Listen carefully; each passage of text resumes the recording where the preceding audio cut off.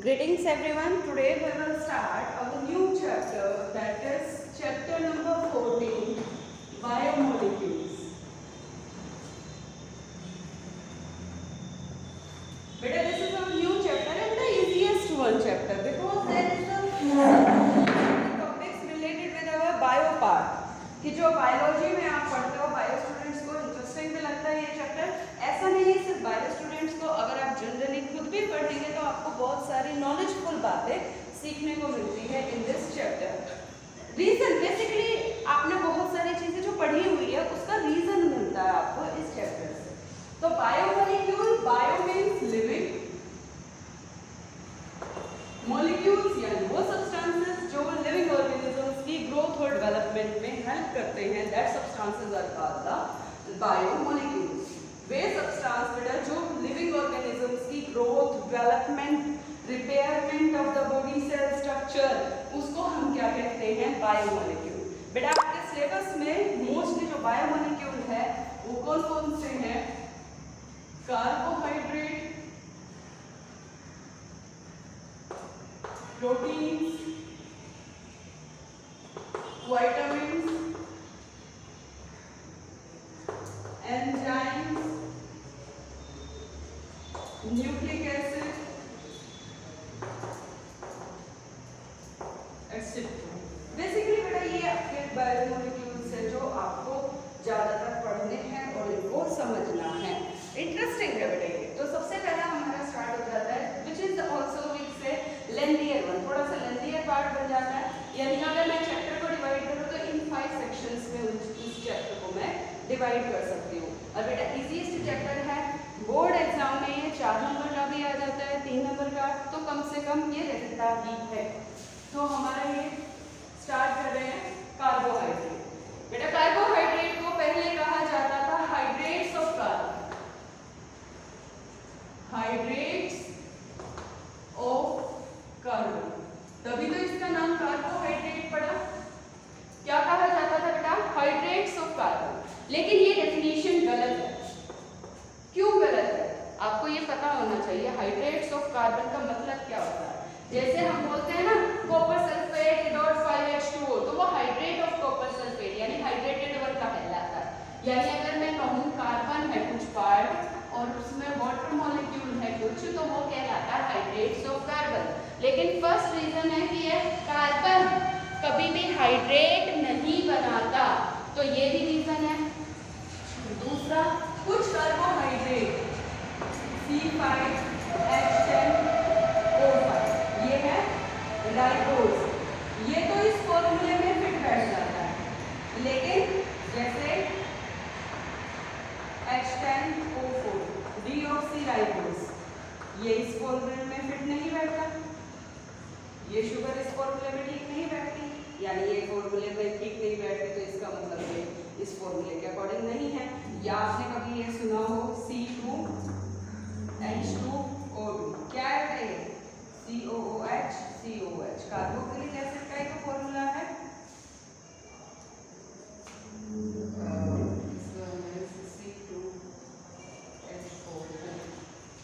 ये कार्बोहाइड्रेट का formula sorry ये नहीं है, तो ये नहीं एक्सेप्टेबल है.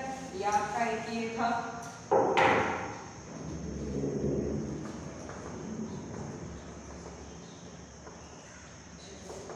C3H6O3, ये भी इस फॉर्मूले में ठीक बैठता है. तो कुछ ऐसे मॉलिक्यूल हैं जो इस फॉर्मूले के अकॉर्डिंग ठीक नहीं बैठते थे, कुछ ऐसे फॉर्मूले थे जो इसके अकॉर्डिंग कार्बोहाइड्रेट नहीं थे. जैसे आपका ये था CH3COOH, क्या नाम है बेटा इसका? CH3COOH acetic acid. इसका फॉर्मूला क्या हो गया? C2H4O2. लेकिन ये तो कार्बोहाइड्रेट का फॉर्मूला इसके अकॉर्डिंग होना चाहिए, लेकिन ये कार्बोहाइड्रेट नहीं है. तो ये डेफिनेशन क्या हो गई थी? रॉन्ग हो गई थी. तो अब आ जाते हैं हम मेन डेफिनेशन पे. एक्चुअल में क्या होते हैं carbohydrate? Carbohydrates are these are polyhydroxy. poly means बहुत सारे, हाइड्रोक्सी O OH ग्रुप को कहते हैं। These are polyhydroxy aldehyde और कीटोन। क्या है ये कार्बोहाइड्रेट बेटा? पॉलीहाइड्रोक्सी एल्डिहाइड या कीटोन है। अभी मैं इसको थोड़ा थोड़ा समझाऊंगी बेटा, तब जाके आपको पूरी डेफिनेशन समझ में आएगी कि कार्बोहाइड्रेट्स आर पॉलीहाइड्रोक्सी एल्डिहाइड और कीटोन विच हैव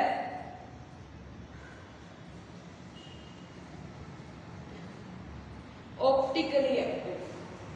ये क्या है आपका, इतना याद रखो। बीच में मैंने क्यों छोड़ा, अभी आपको लास्ट तक समझाऊंगी। Optically active, these are optically active polyhydroxy aldehyde या कीटोन और give things and give these on hydrolysis. अगर हम किसी चीज को हाइड्रोलाइज करते हैं, ब्रेक डाउन करते हैं, और वो ब्रेक डाउन होने के बाद पॉलीहाइड्रोक्सी एल्डिहाइड या कीटोन देता है, दैट मीन्स वो क्या है, हमारा कार्बोहाइड्रेट है। क्या है बेटा? वो हमारा कार्बोहाइड्रेट है। अब मैं आपको एक एग्जांपल के थ्रू समझा रही हूँ बेटा। एग्जांपल में हम ले लेते हैं C6H12O6। तो किसका फॉर्मूला है ये? ग्लूकोज का। और अगर मैं ग्लूकोज के स्ट्रक्चर की बात करती हूँ तो 6 कार्बन है बेटा इसके। सिर्फ समझ लो बेटा, स्ट्रक्चर के बारे में डिटेल आएगी आपकी।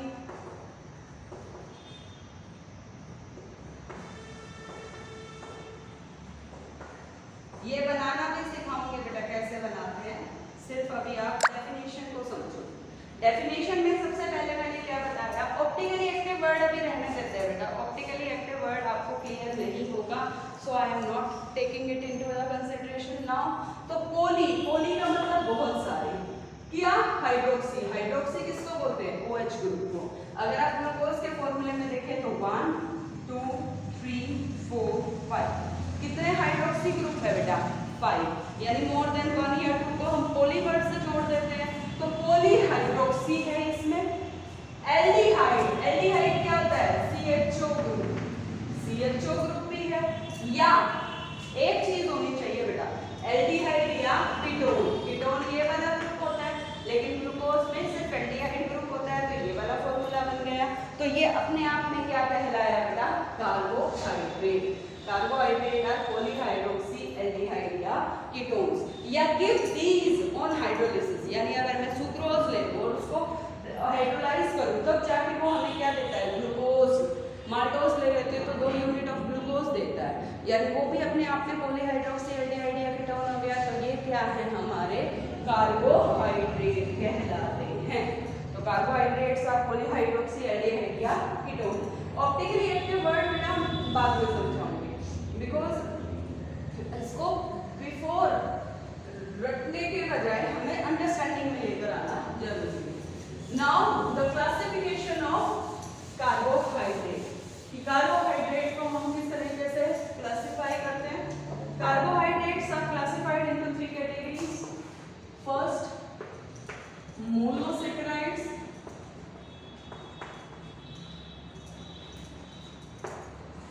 नेक्स्ट ओलिगोसैकेराइड्स,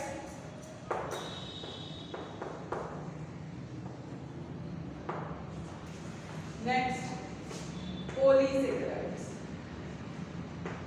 ऑन ये क्लासिफिकेशन किसके बेस पर है?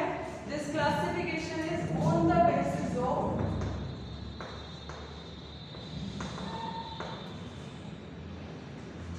Sugar unit. शुगर, कार्बोहाइड्रेट को हम बेसिकली शुगर भी बोल देते हैं ना बेटा। तो उसके ऑन हाइड्रोलिसिस या टूटने के बाद वो कितने हमें देते हैं मॉलिक्यूल्स, उसके बेस पर ये क्लासिफिकेशन है कि मोनो का मतलब क्या होता है? एक, जिसको हम हाइड्रोलाइज नहीं कर सकते, वो carbohydrate the simplest carbohydrate which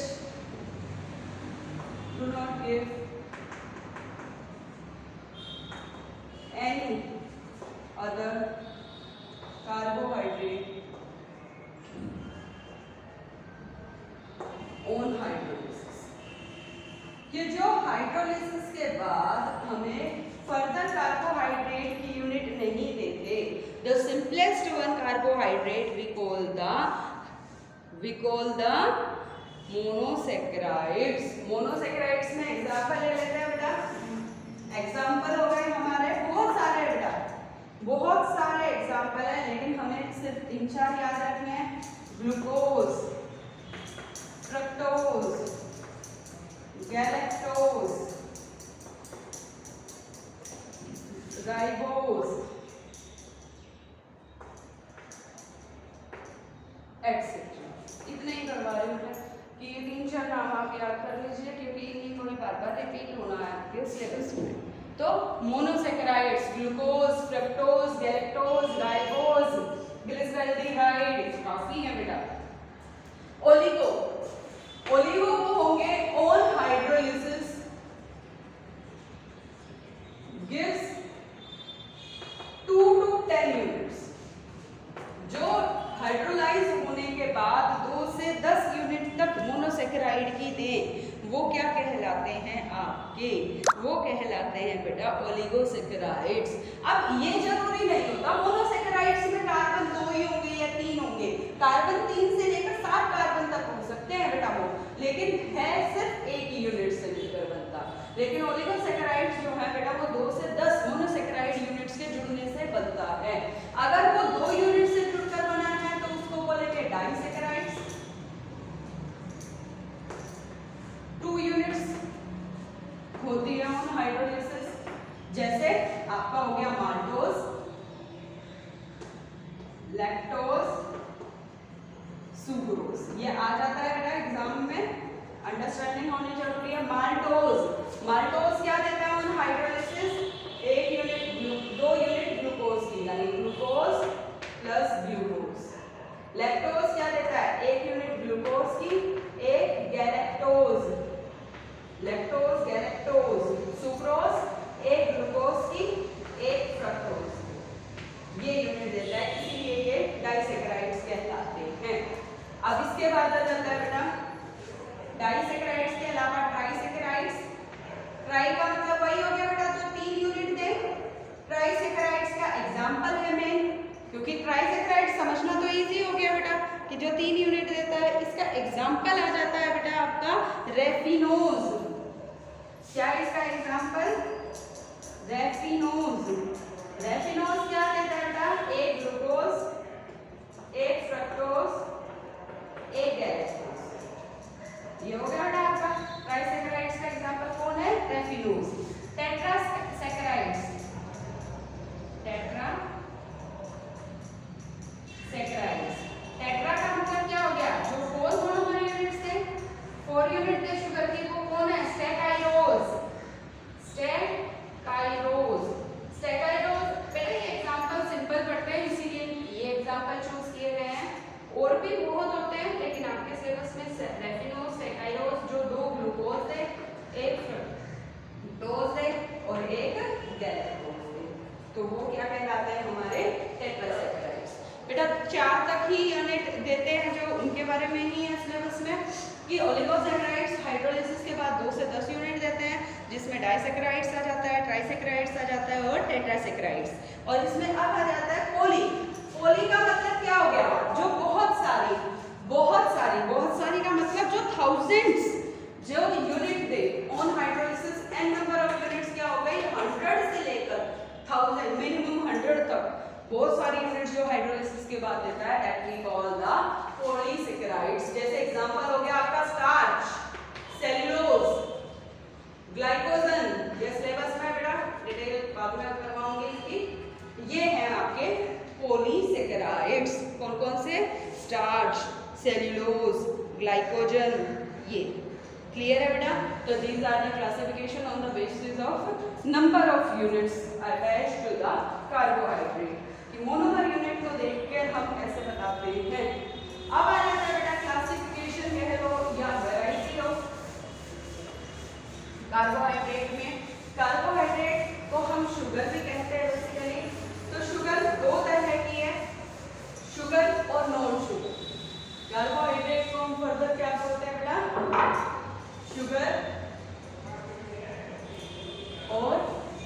non sugar. बेटा दोनों को एक साथ ले रही हूँ और इससे फायदा क्या होता है, लर्निंग में आसानी रहती है। शुगर क्या होगी, चीनी क्या होती है बेटा, स्वीट इन टेस्ट। नेचर कैसा होता है, और क्रिस्टलाइन, सॉलिड का पार्ट है ना बेटा, क्रिस्टलाइन इन नेचर, पानी में घुल जाती है यानी सॉल्युबल है इन वाटर। और नेक्स्ट एग्जांपल जैसे आपका हो गया ग्लूकोज, सुक्रोज, केन शुगर जिसको आप बोलते हो चीनी, ये हो गए। On the other hand non sugar किसको बोलेंगे, टेस्टलेस। आप पॉलीसेकेराइड सेलुलोज को चखा होगा, स्टार्च जो चावलों में या आलू में होता है स्टार्च, वो होता है ना बेटा, तो उसमें भी शुगर, लेकिन वो टेस्टलेस होता है। क्रिस्टलाइन की बजाय ये क्या होता है, अमोर्फस होता तो सॉलिड है, लेकिन अमोर्फस, इनसॉल्युबल इन वाटर, पानी में सॉल्युबल नहीं होता। और एग्जांपल आपके हो गए पॉलीसेकेराइड्स, ये आपके सारे पॉलीसेकेराइड्स क्या होते हैं, नॉन शुगर होते हैं, मीठे नहीं होते बेटा। ये जैसे हम चीनी बोलते हैं ना, ये चीनी वाले पार्ट में नहीं होता। क्लियर है बेटा। तो ये क्लासिफिकेशन है बेटा शुगर को, सॉरी कार्बोहाइड्रेट को फर्दर हम डिवाइड करते हैं शुगर और नॉन शुगर। इसके अलावा हम कार्बोहाइड्रेट को डिवाइड करते हैं बेटा रिड्यूसिंग शुगर और नॉन रिड्यूसिंग शुगर। बेटा रख कर रही हूँ, ये लिखना है सब आपने।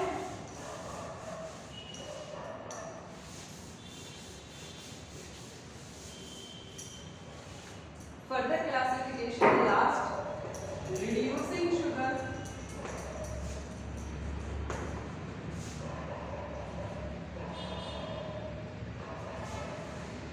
Non reducing sugar.